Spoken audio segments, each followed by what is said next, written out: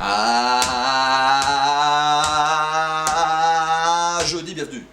Je dis bienvenue. Je l'aime ce jeu. Je l'aime ce jeu. Je l'aime ce jeu.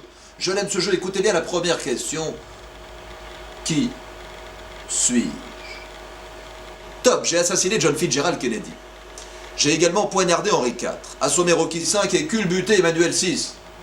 En 1789, après avoir refait la bouche d'Emmanuel Béard, j'ai dénoncé Jeanne d'Arc aux Allemands.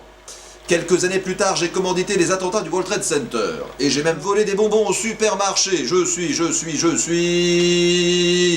un petit canaillou.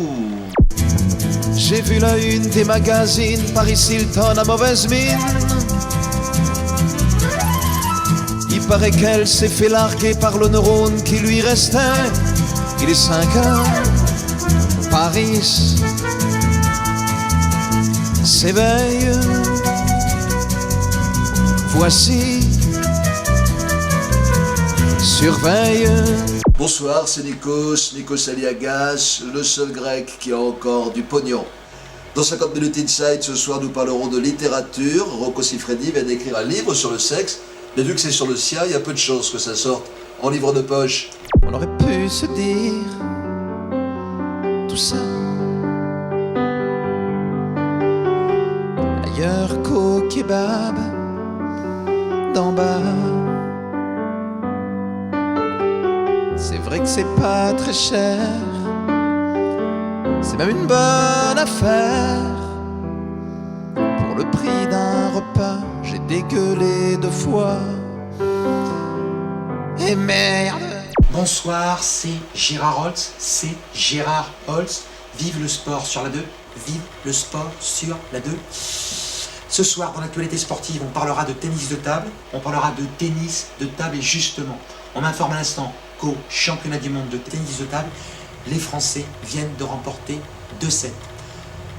2 sets de table. Voilà, grande nouvelle. Bonsoir, c'est Stéphane Guillon. Si votre petit garçon ou votre petite fille ne veut pas finir ses lasagnes au cheval, dites-lui au moins qu'il finisse son petit jockey.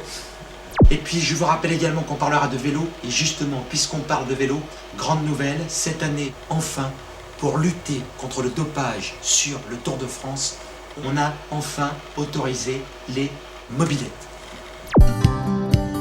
Je me tape au footing, je me tape au vélo, à coups d'amphétamine, de piqûres de PO. C'est bien plus pratique pour grimper l'école, quand on arrive à doubler les bagnoles. Le dopage, ça fait la différence, ça fait gagner des tas de Tours de France. Imaginons 2 minutes qu'ils arrêtent le PO. Pour la voiture balai, y aurait trop de boulot. Bonjour, c'est Michel Simès, vous êtes sur France 5 dans le journal de la santé, avec aujourd'hui, pour commencer, un message d'espoir. Écoutez bien, comment peut-on vivre après une amputation partielle du cerveau et 2 greffes de visage? Nous verrons que c'est possible avec le témoignage exclusif de Franck Ribéry. Mes chers compatriotes, moi, président de Météo France, il fera beau tous les jours. Et puis, dans le journal de la santé aujourd'hui, également ce témoignage émouvant de Jacques Chirac. Jacques Chirac qui nous dit que contrairement à certaines rumeurs récentes, sa mémoire va très bien, qu'il n'a pas la maladie d'Alzheimer et qu'il est très heureux d'avoir épousé Sylvie Vartan l'année dernière. Moi, président de Saint-Maclou, on ne mettra plus 450 millions d'euros pour un tapis. Je le sais, le prix du carburant parfois nous effraie. Il faudra mieux faire un 4 fois sans frein. Quand on fait le plein d'essence, parfois. Dans C'est pas sorcier, aujourd'hui nous allons nous intéresser à une invention révolutionnaire, le porte-clés. Le porte-clés est une invention très pratique. En effet, aujourd'hui, grâce au porte-clés, nous pouvons perdre toutes nos clés d'un coup au lieu de les perdre une par une.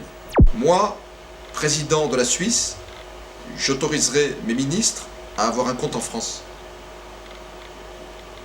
Lorsque nous perdons nos clés, il est important d'avoir toujours à portée de main ce que nous appelons communément un con.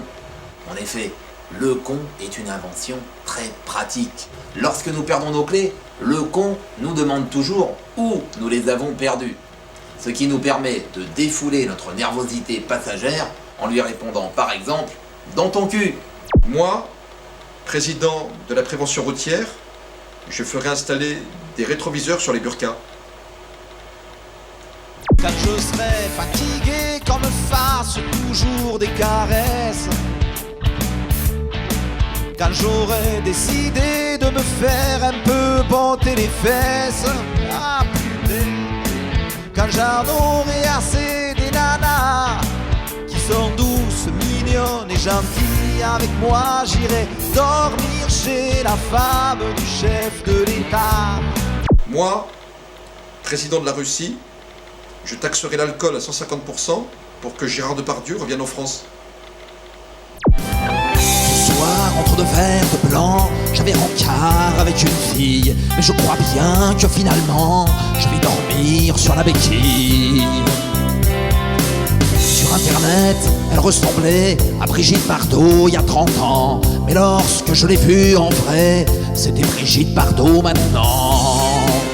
Mais aucune femme sur la terre ne sera jamais pour la peine le sosie parfait de son père, à part bien sûr Marine Le Pen.